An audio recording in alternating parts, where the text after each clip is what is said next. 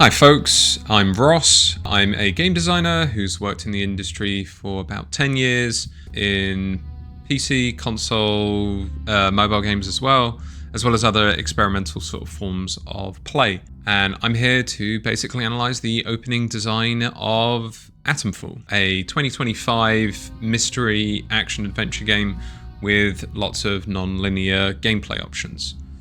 A lot of the following will be me analysing the level design elements, but it's generally more me discussing of going through the implicit design of a non-linear game experience and taking from other open world games that it's clearly inspired by, like Fallout. I will also say, just because I may not mention it in the video properly itself, Atomfall is clearly made for players who have played these types of games before, because there's not a lot of introduction to core systems or controls. Those are sort of implicit understandings, largely because this seems to be aimed towards players who would have experience with those types of games. So I may not mention them throughout. Anyway, let's jump into this.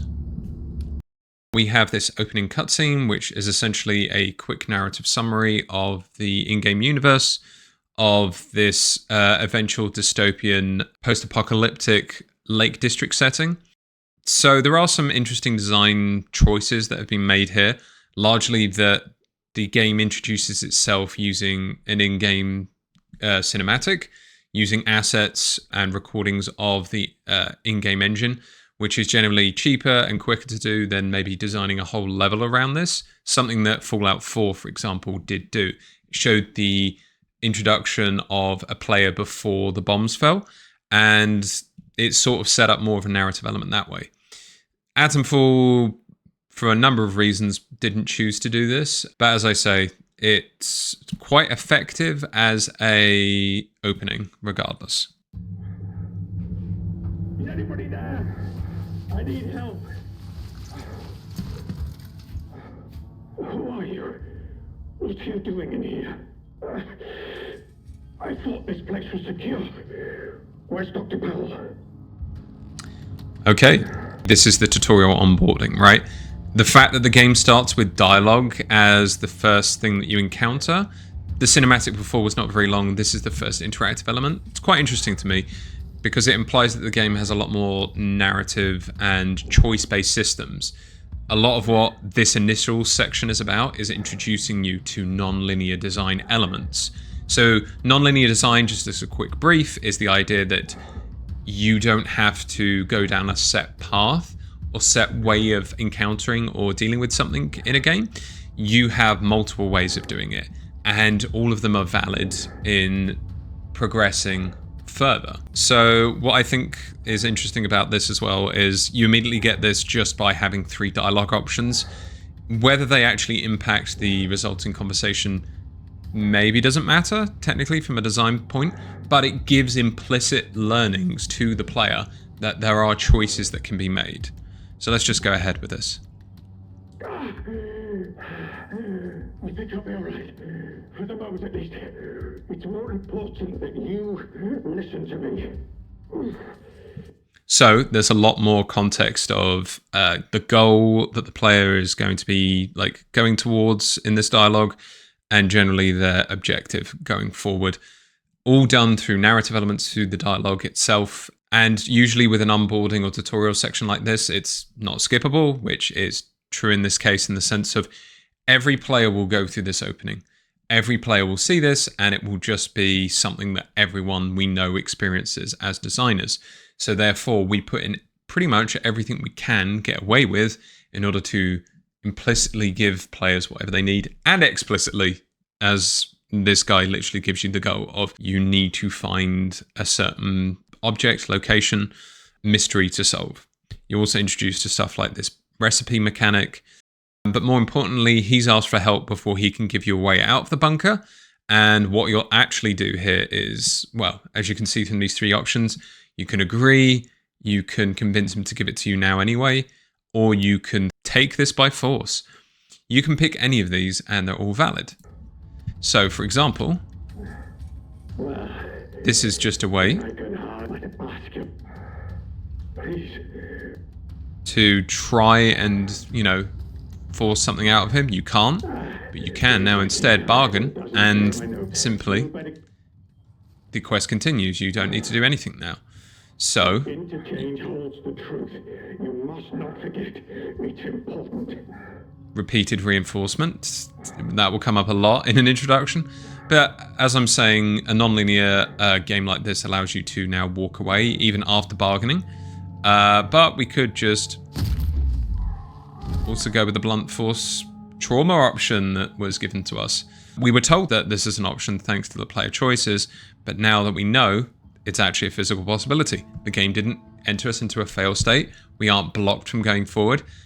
It continues to validate whatever choice we want to make, we can.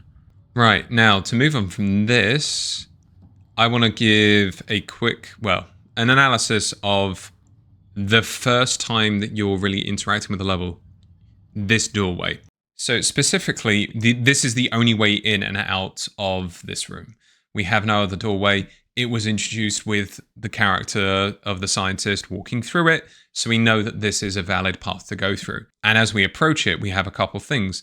First off, we're framed very properly, and apologies for the very bad mouse squiggles I draw as we go on. But as you can see, we have this very clear focus of what the player is going to be looking at as they leave this room. So for example, you not only have the room that you'll move into, you'll further emphasize the opposite room, which is also open and has a light source in it, which contrasts with the darker lighting of this next room that you move in. So you're given this idea of what the hallway will be like that you go into even before you step into it. So you know that the room expands beyond the walls that are directly in front of you in this room, but also that there are further rooms. Very simple, just by focusing on this small element here. Anyway, let's continue.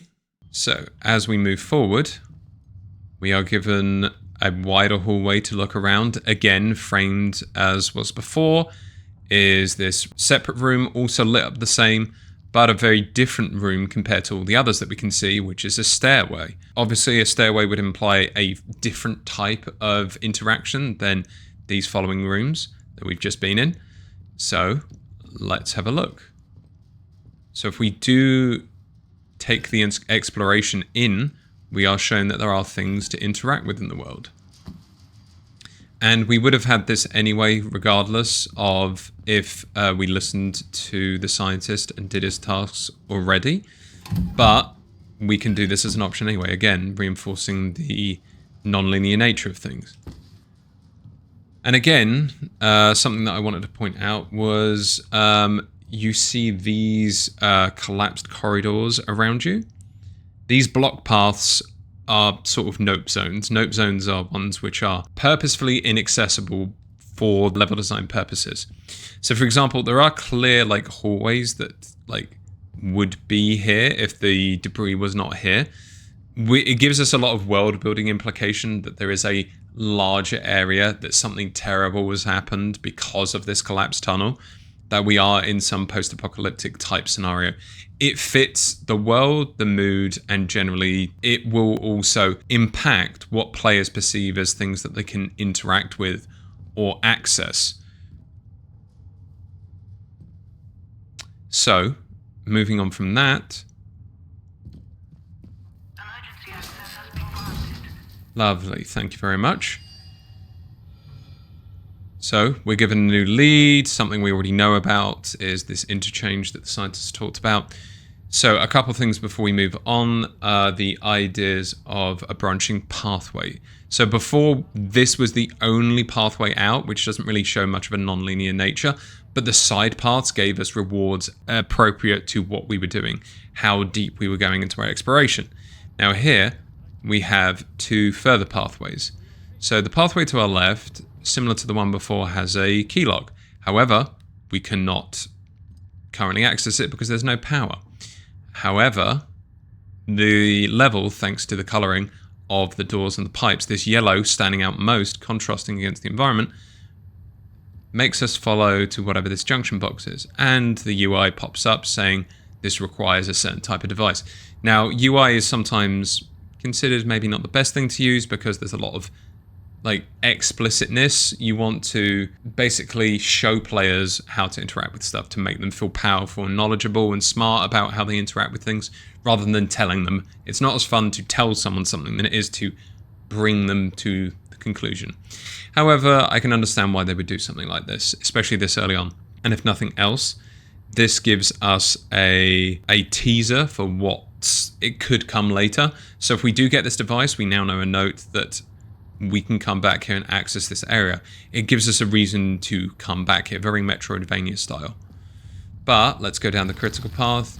We have lighting shafts to highlight this specific interaction. So if we've not done a climb up before, this shows us that this is the only way there and introduces us to this type of interaction.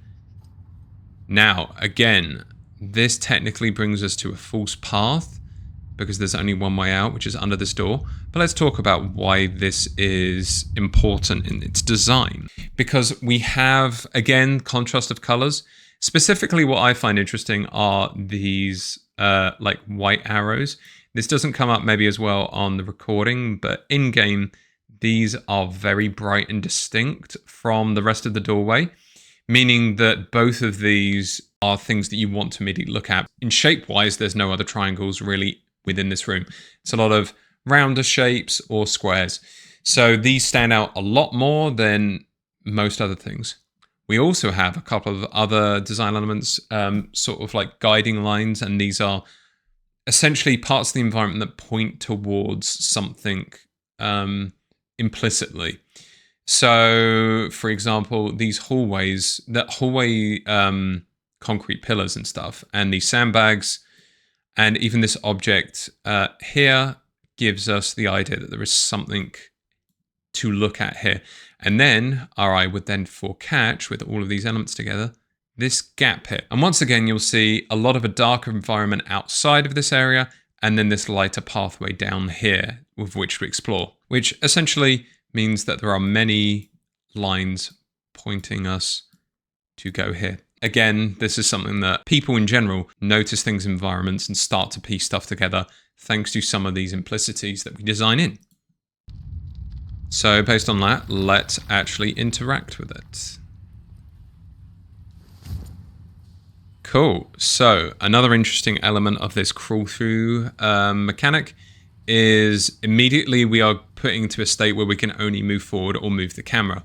No other types of interaction, meaning this gives us an interesting vantage point, which I'll talk more about later, of the environment that we're about to go into. We get to assess the environment before engaging with it directly, which allows players to properly contextualize what they're doing further forward.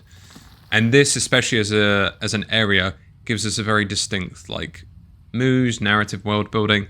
But in terms of the level, we can see the size of the room ahead, thanks to a lot of the perspectives of these pillars, giving us a sense of distance, and also if there's really any threat in this room. So as I go through, we can move forward more into the light so that we can see more things. And as we do, this scripted event happens, which attracts this outlaw, as we can tell. And not to go too deep into it, again, this game is for people who've already played games like this. So we can fight him, and yes, I may not be very good, but it's fine. But I want to talk more about this level. So, back here, we've given the scripted event of this sort of robot hanging from the ceiling. However, there's not really maybe much to do in this room in terms of the directions that we're given. There's a clear opposite to the side of the room that we entered, this door, and clearly lit up, which in my mind already implies this is something to go and look at, right? And it's something that the designers probably meant for the players to do. There are other signs of things to look at, like this light here. But again, this could be very biased by being a designer myself. But if we do actually look at this light source more in depth, we get to see that there's a room. And there's this boarded up window, which again, thanks to the depth and color through it, gives us a sense that there is something here. Now, we might have also seen this room if we had engaged with more of the combat or stealth mechanics that are in the game, meaning that we would have come through. So if we were here when we entered the room, we might have engaged by trying to sneak around and therefore encountered this room more naturally, just by like organic exploration because of avoiding the enemy. Or maybe when we were in a defensive position, we could have also experienced it. And much like before, we can see that there are goodies in here for us to pick up. Random resources, which we don't maybe know the implication of, but we also see there's unique collectibles as well. So again, we're reinforcing this sense of a game that rewards you for exploring. Non-linear choices are acceptable. Now, we've already heard about things going on in this room, and there's some interesting level design here. It's maybe not as explicit as it wants to be, but there's an opposite room, much like the other one, which again has a boarded up window, and if we try to enter it, we can't because the door is barred. However, there are signs in the environment, a blood trail, this more contrasted grate area, which invites us the idea that there may be something to interact with here. And lo and behold, we can crawl through again.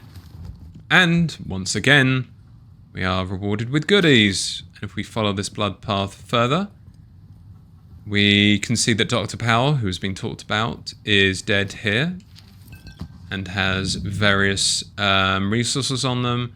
The room continues to have resources as well, but none of that is really as interesting, apart from to say we are rewarded for exploring. Non-linear gameplay is rewarded, and this is all part of the implicit design of the game itself.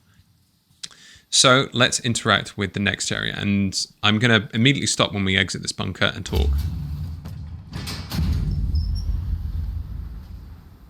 So, this is perhaps the most important first frame that you see.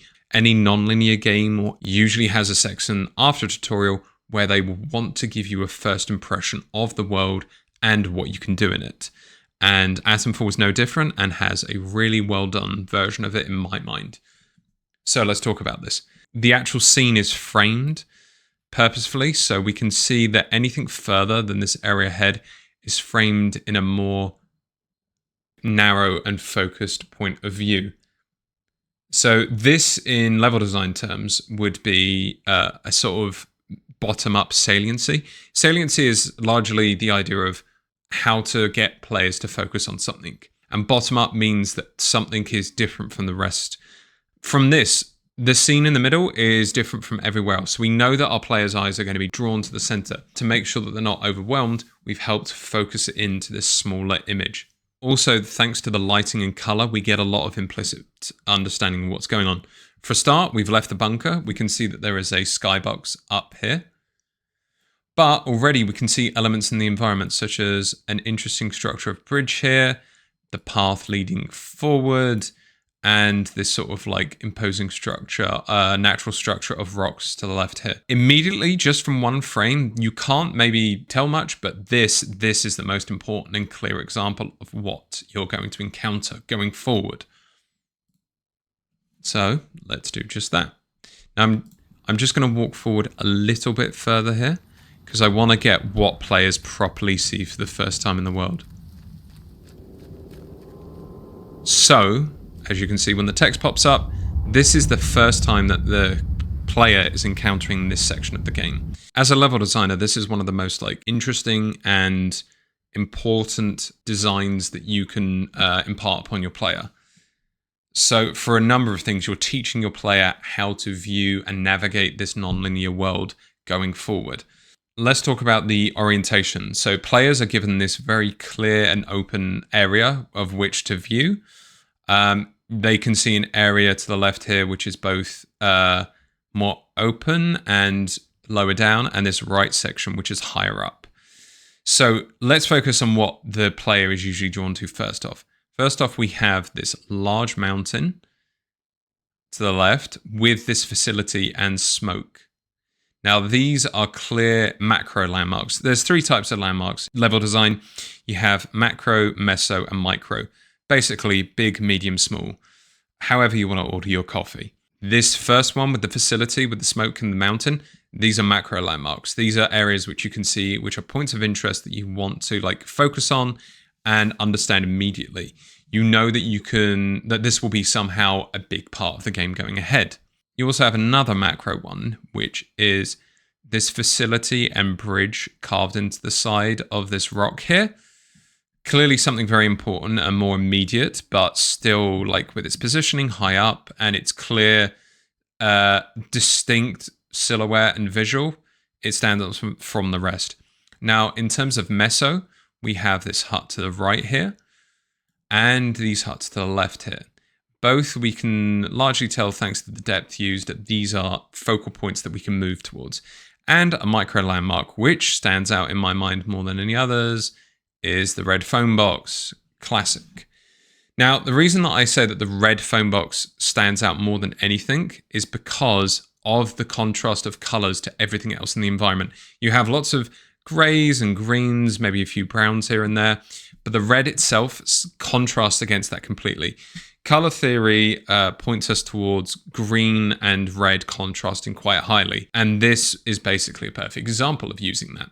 So we know that out of everything here, our eye is drawn to that red letterbox. As a result, it's probably going to be one of the first things that we go towards.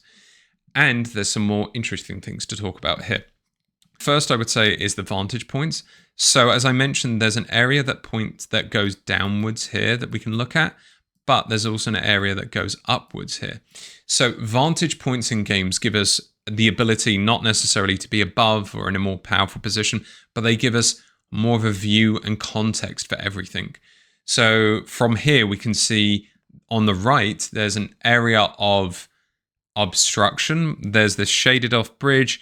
It's higher up. We can't really see if there's anyone up there or if there's any danger there. Clearly is ruined in some ways, but we can't really tell anything about it. We have minimal information. This area to the left here, we have a better view of it. We can understand that this is ruined and maybe not as dangerous, and we can do that especially as we move forward. But this vantage point gives us context about the choices we can make. We know there's a left path and a right path. We can suspect that this is inaccessible, so we do have two choices. And immediately after the phone box, we are again drawn more to this like left position, meaning again, these huts to the left are going to likely be where we are wanting to go as a player.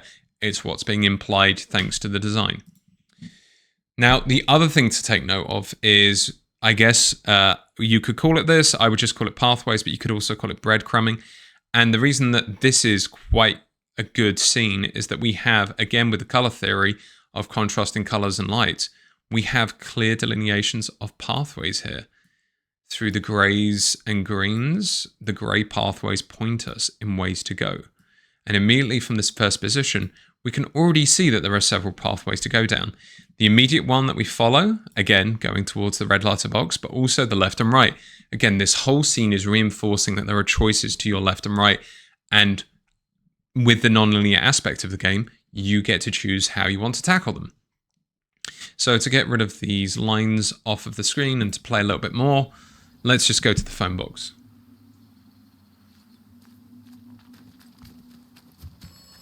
So again, we see this more contrasting color come into view, and we also have an audio cue.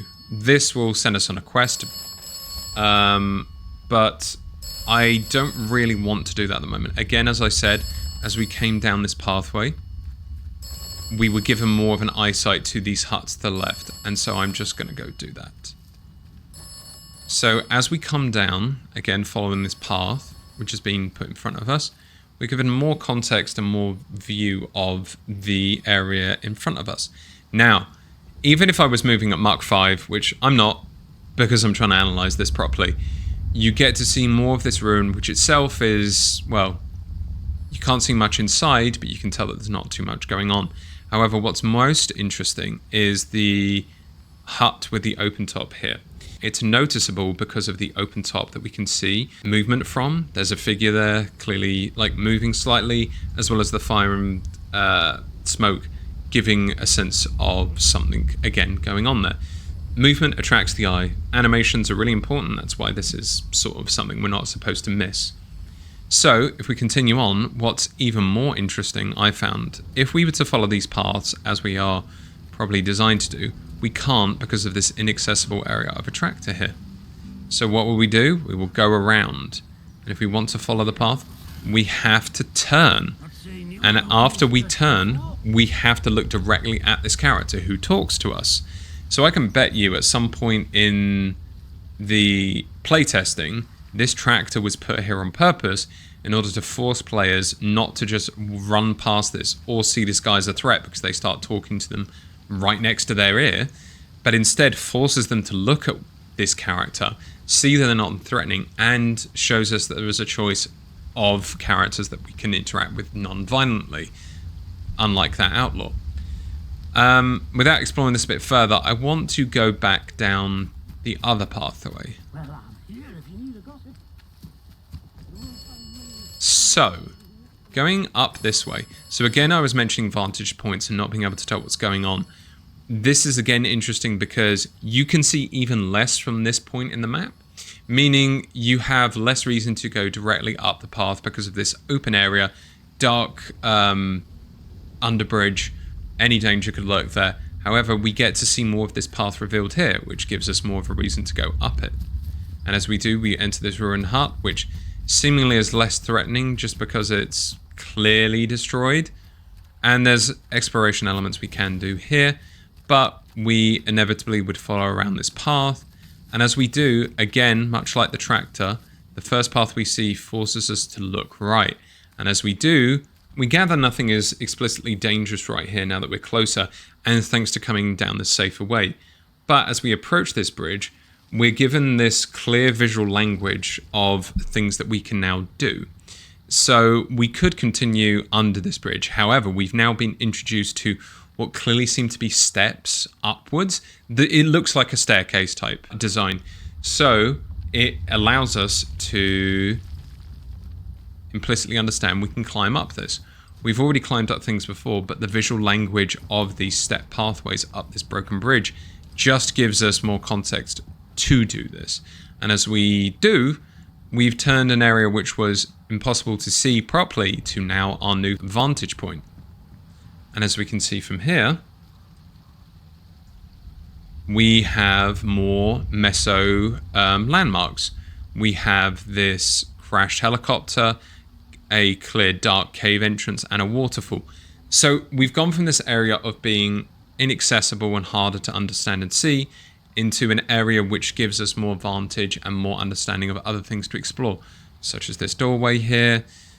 Everything is talking about the level design and how this all interacts with how players will make decisions and how implicitly the level has been designed around this. So that's pretty much all I wanted to talk about in the opening. We could continue up this pathway, we could go back down the other way, but regardless, I think Atomfall really does a great job at introducing a lot of these elements without explicitly tutorializing you on them. The game is clearly showing us how we can interact with the world in multiple ways without ever telling us, which I think is great. So, thank you for watching, and take care and goodbye.